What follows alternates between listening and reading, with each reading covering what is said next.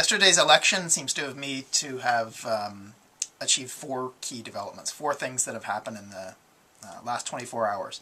First is the potential elimination of the Bloc Québécois in Quebec, eliminated down to 3 or 4 seats in areas surrounding the city of Quebec. And that calls into question whether or not they can actually persist as a political movement in the future. The second thing is the rise of the NDP, with a strong Quebec base, taking out the Bloc Québécois.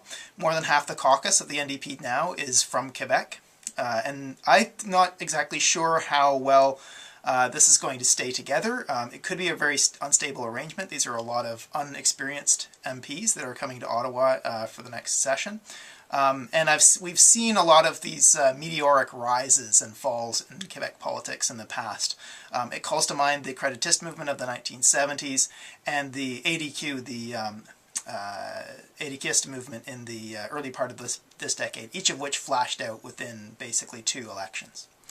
A third thing is the extreme decline of the Liberal Party, especially in areas of its traditional base in the cities, in Ontario, in British Columbia, and in Quebec. And this calls into question how the Liberals will be able to persist, though I have serious doubts about the ability of the left to unite in the future. I think there's a whole lot of divisions in the left. There's this idea that somehow you can bring together the Liberals with the NDP. I'm not sure that that's a particularly good option.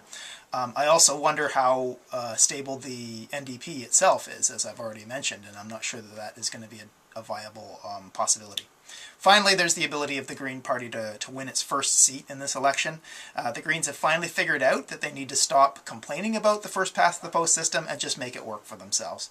I congratulate Elizabeth May on her win over on the islands.